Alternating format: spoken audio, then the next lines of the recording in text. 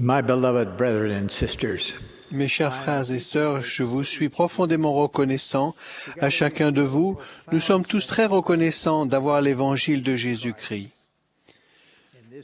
Dans ce monde plein de souffrances, nous sommes véritablement reconnaissants du grand plan du bonheur conçu par Dieu.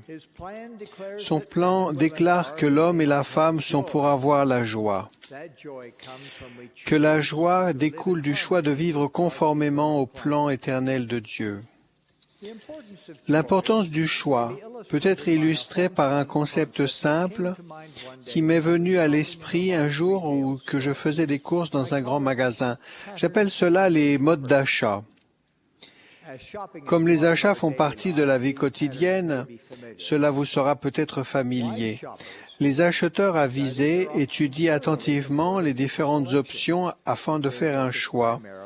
Ils recherchent principalement la qualité et la longévité des produits. Ils veulent ce qu'il y a de mieux. Par contre, d'autres acheteurs cherchent les bonnes affaires et d'autres encore achètent sans réfléchir pour se rendre compte ensuite, à leur grande déception, que l'article qu'ils ont choisi n'a pas bien tenu. Et malheureusement, il y a les rares individus qui mettent leur intégrité de côté et volent ce qu'ils désirent. C'est ce qu'on appelle le vol à l'étalage. Les modes d'achat peuvent être appliqués au mariage. Des gens qui s'aiment peuvent choisir un mariage de grande qualité ou un mariage de moins bonne qualité qui ne durera pas. Ou bien ils peuvent ne choisir rien et voler impunément ce qu'ils désirent, faisant du vol à l'étalage matrimonial. Le mariage est un sujet débattu partout dans le monde où il existe divers arrangements pour la vie conjugale. Mon objectif en parlant de ce sujet est de déclarer, en tant qu'apôtre du Seigneur, que le mariage entre l'homme et la femme est sacré, qu'il est ordonné de Dieu.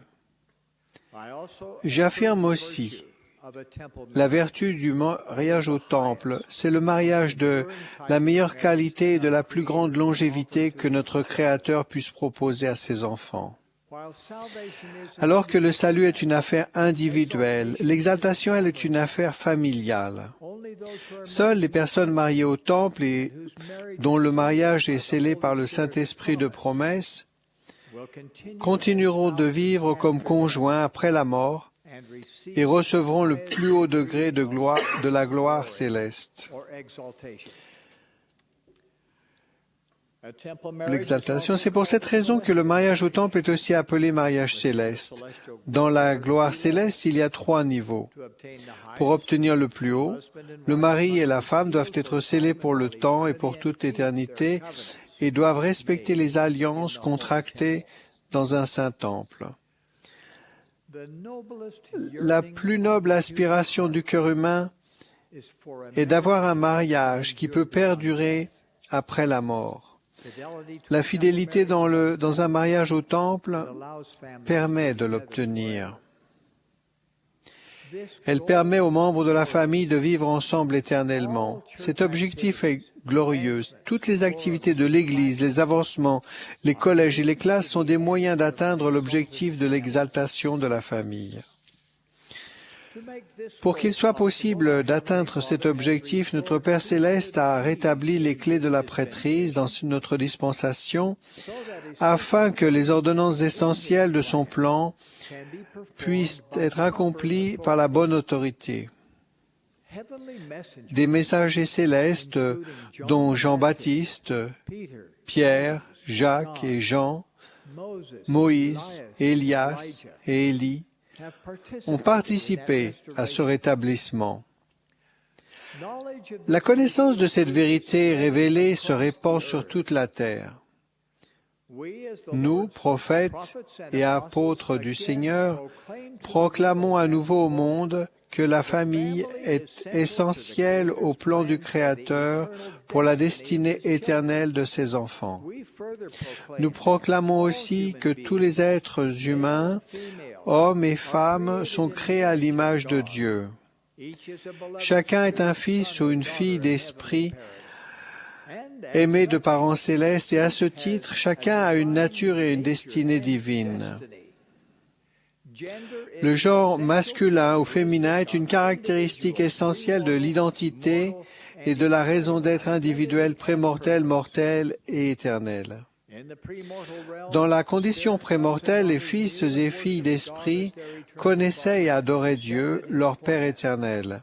Ils acceptèrent son plan par lequel ces enfants pourraient obtenir un corps physique et acquérir de l'expérience sur la terre, de manière à progresser vers la perfection et réaliser en fin de compte leur destinée divine en héritant la vie éternelle. Le magnifique plan du bonheur de notre Père céleste permet aux relations familiales de perdurer au-delà de la mort. Les ordonnances et les alliances sacrées que l'on peut accomplir dans les saints temples permettent aux personnes de retourner en la présence de Dieu et aux familles d'être unies éternellement.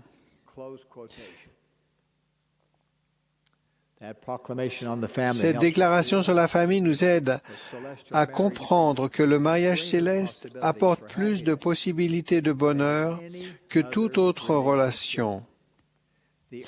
La terre a été créée et l'Église a été rétablie pour que des familles puissent être fondées, scellées et exaltées éternellement. Une écriture déclare « Il est conforme à la loi qu'un homme est une femme et les deux deviendront une seule chair, et tout cela afin que la terre réponde au but de sa création. » Une autre affirme « Dans le Seigneur, la femme n'est point sans l'homme, ni l'homme sans la femme. » Le mariage n'est donc pas seulement un principe de l'Évangile qui permet l'exaltation, c'est aussi un commandement divin. Notre Père céleste a déclaré « Car voici mon œuvre et ma gloire, réaliser l'immortalité et la vie éternelle de l'homme. » L'expiation de son Fils bien-aimé permet la réalisation de ces deux objectifs. Grâce à l'expiation, l'immortalité ou la résurrection des morts est devenue une réalité pour tous. Et grâce à l'expiation, la vie éternelle, qui est de vivre éternellement en présence de Dieu, le plus grand de tous les dons de Dieu, est devenue possible. Pour obtenir la vie éternelle, nous devons faire une alliance éternelle avec notre Père céleste. Cela signifie que le mariage au temple ne concerne pas seulement le mari et la femme, c'est aussi un partenariat avec Dieu. La déclaration sur la famille nous rappelle aussi que le mari et la femme ont la responsabilité solennelle de s'aimer et de se chérir. Les enfants nés de cette union sont un héritage de l'Éternel. Quand une famille est scellée au temple, elle peut devenir aussi éternelle que le royaume de Dieu lui-même. Cette récompense nécessite plus qu'un souhait.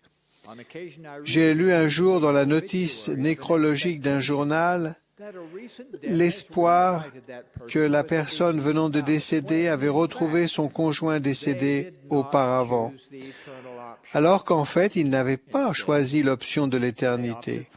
Ils avaient opté pour un mariage qui n'était valable que tant qu'ils seraient tous les deux en vie. Notre Père céleste leur avait donné un don divin,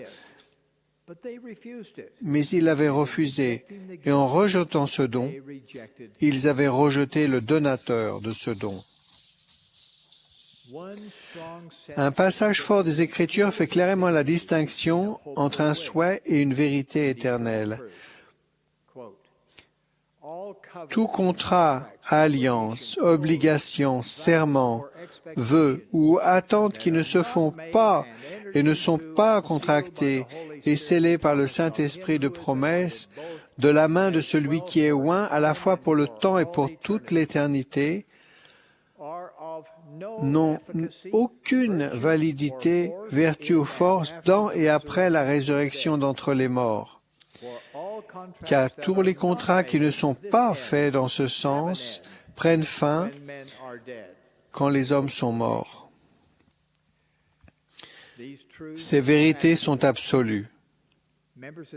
Les membres de notre Église invitent tout le monde à les apprendre et à se qualifier pour la vie éternelle. Nous invitons tout le monde à acquérir la foi en Dieu, le Père éternel, et en son Fils Jésus-Christ, à se repentir, à recevoir le Saint-Esprit, à recevoir les bénédictions du Temple, à contracter et à respecter des alliances sacrées et à persévérer jusqu'à la fin.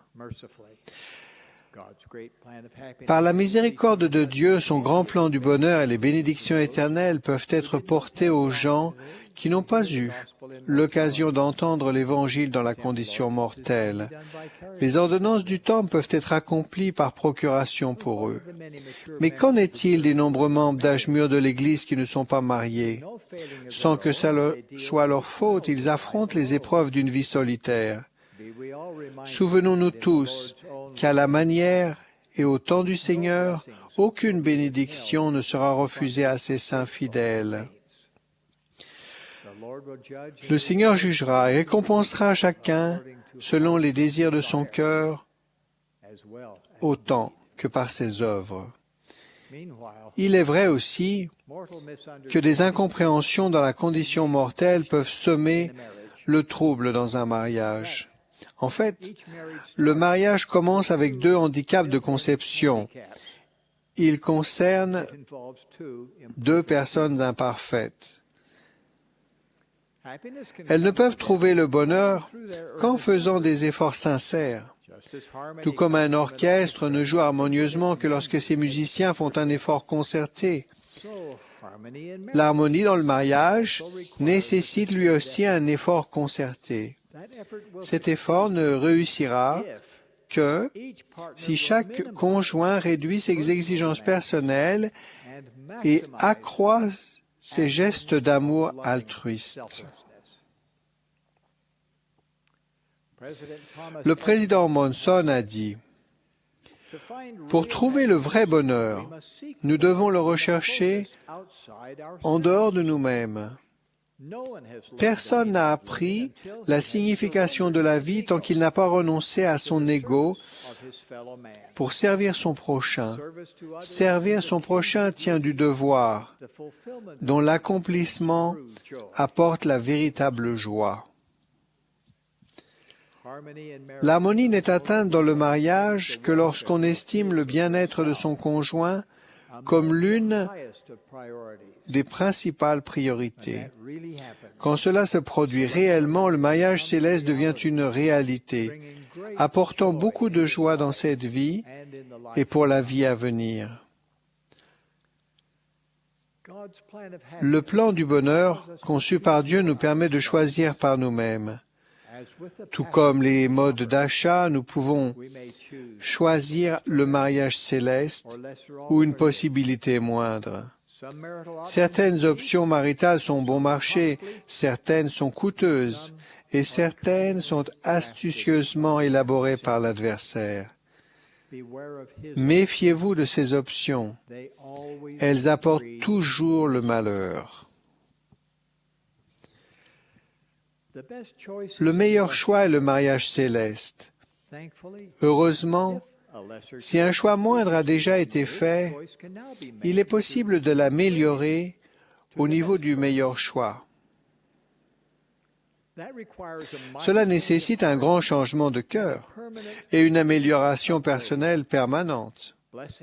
Les bénédictions qui en découlent valent tous les efforts. Les bénédictions du mariage au Temple sont presque au-delà de notre compréhension mortelle.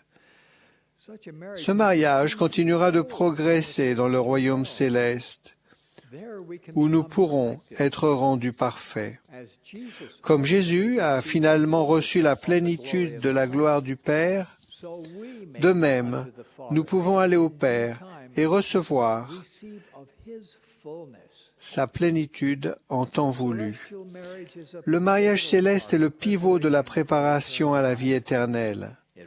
Il est requis que l'on soit marié à la bonne personne, au bon endroit, par la bonne autorité, et que l'on obéisse fidèlement à cette alliance sacrée. Alors, on peut être assuré de l'exaltation dans le royaume céleste de Dieu. J'en témoigne. Au nom de Jésus-Christ. Amen.